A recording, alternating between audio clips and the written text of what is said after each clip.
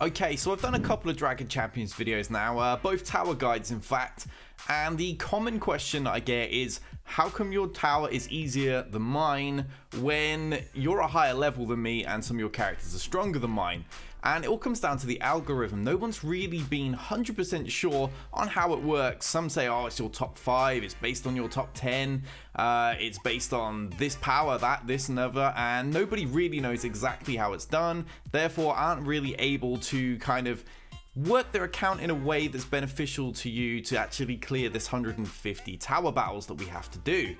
However, my good friend Caiaphas, one of my AOK guild members, has actually figured this out. He sat down with all the data from pretty much every single member of our guild, and he's crunched the numbers. He's a scientist. This is what he does. This is bread and butter. Therefore, he's actually managed to figure this out and got it down to 1% either way. Like sometimes it's slightly over and sometimes it's slightly under, but it's pretty much bang on, and nobody has been like way out. Like there's been nobody's numbers that would suggest that this isn't correct. This hasn't been officially endorsed by any of the developers, but they're not going to. So, but as far as we can tell, with a whole like month of crunching the numbers and testing this and making sure it's all dialed in, this appears to be absolutely accurate. Feel free to put your numbers up against this pattern and see if it fits for you too. And without any more babble, let's get on with this video. Let's do this.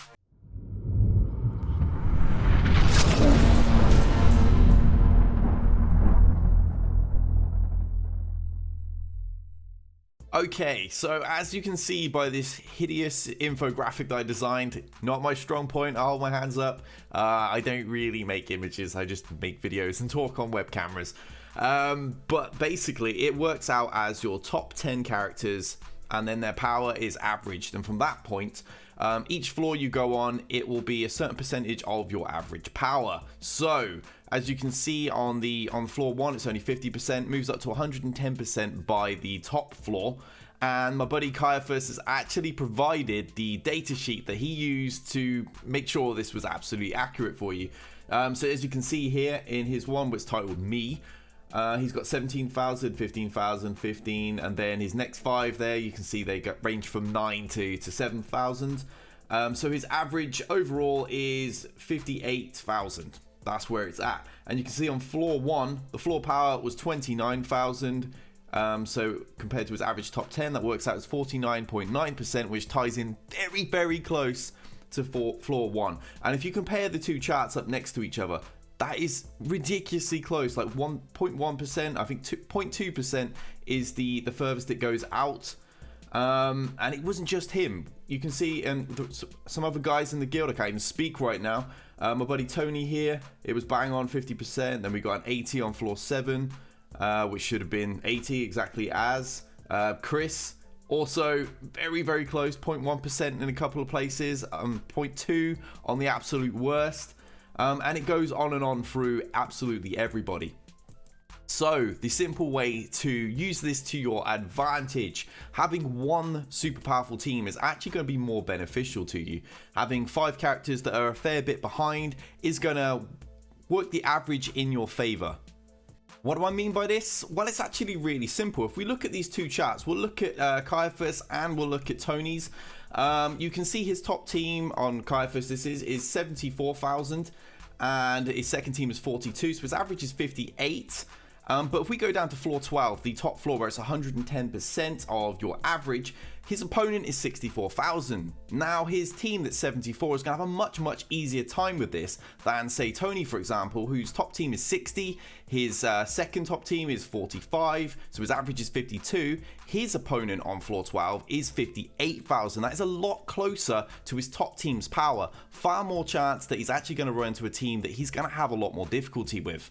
Still confused? Well, don't worry. Fortunately, he gave me a much simplistic guide that will break it down a little bit easier in text form for people that can't keep up with my rather rapid rambling. Player 1, as you can see, top team 75,000, second team 35,000, average is 55. Now player 2, far more balanced roster here, top team 60, second team 50, so average is 55 again. What does this mean? Well, this means that both of these players are going to be facing teams of the same power. And you know that obviously player 1 is going to have a much easier time when he's facing a team of 60,000 on the top floor when his top team is 75, whereas player 2, his top team is 60 and he's facing a team that's actually stronger than him. That's going to be far more difficult, especially as we get up into those upper ranks, those higher overall powers, and we're facing the meta teams. So that's it for this video, guys. I'm not going to keep rambling on and putting filler in there just to try and squeeze more adverts in. This video's been made to help the community better understand this mode. Hopefully it'll help you understand why my tower guides work so effectively for me and other players.